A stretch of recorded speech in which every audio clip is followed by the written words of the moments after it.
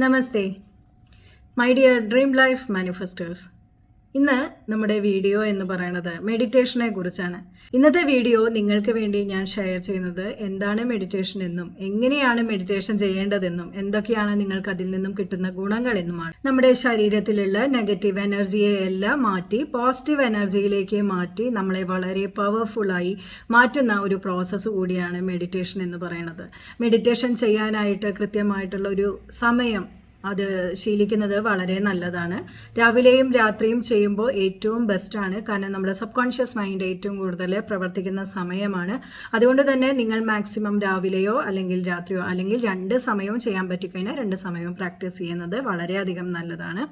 ഇനി നമുക്ക് വീഡിയോയിലേക്ക് പോകാം.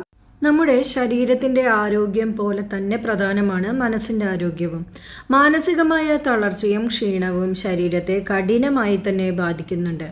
അതിനാൽ ഏത് പ്രതിസന്ധിയിൽ നിന്നും പ്രയാസകരമായ ഘട്ടത്തിൽ നിന്നും ഉയർന്നു വരുവാനുള്ള ഒരു ഊർജം പകരാൻ നമുക്ക് മെഡിറ്റേഷൻ കൊണ്ട് സാധിക്കുന്നതാണ്.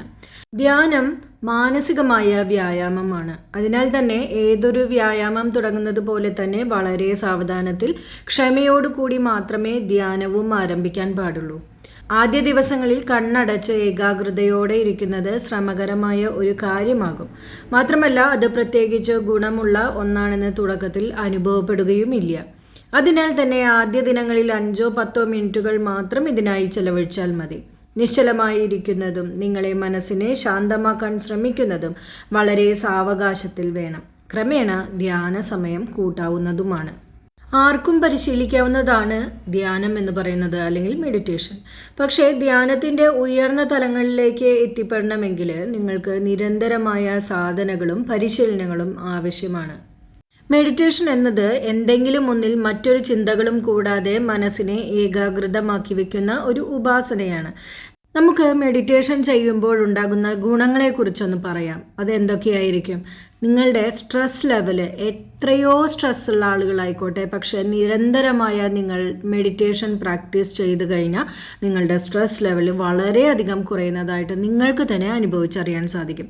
അതുപോലെ ചില ആളുകൾക്ക് ഉറക്കം നഷ്ടപ്പെട്ട പോലെ ഉണ്ടായിരിക്കാം, തീരെ ഉറക്കം കിട്ടാത്തവരുണ്ടായിരിക്കാം.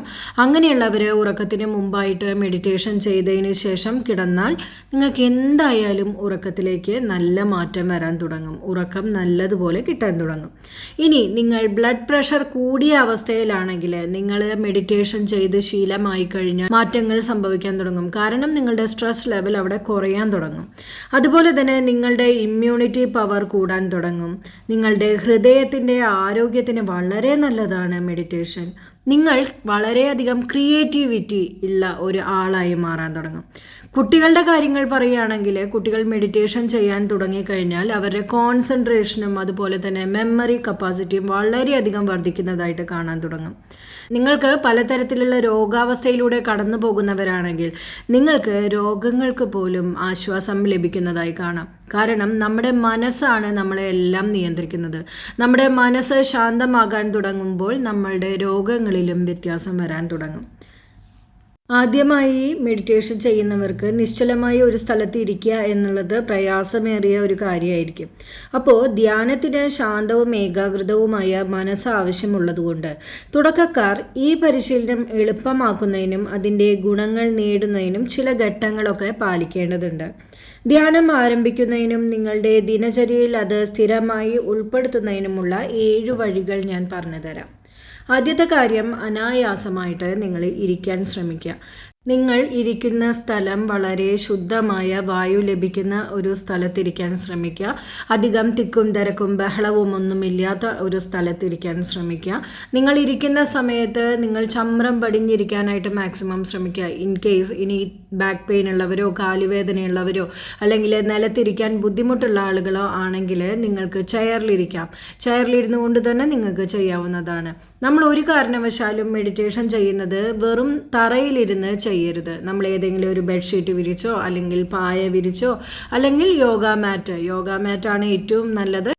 നിങ്ങൾ ചമ്രം പടിഞ്ഞിരിക്കുന്ന സമയത്ത് നമ്മുടെ കഴുത്ത് നേരെയും നട്ടെല്ല് നേരെയും ഇരിക്കാനായിട്ട് മാക്സിമം ശ്രമിക്കുക. ഇതാണ് മെഡിറ്റേഷൻ പോസ്ചർ എന്ന് പറയുന്നത്. ഇനി നമുക്ക് മെഡിറ്റേഷൻ ചെയ്യാൻ പറ്റുന്ന സമയം, അത് നിങ്ങൾക്ക് എല്ലാവർക്കും ഡൗട്ട് ഉണ്ടായിരിക്കും, ഏത് സമയത്താണ് മെഡിറ്റേഷൻ ചെയ്യേണ്ടത്.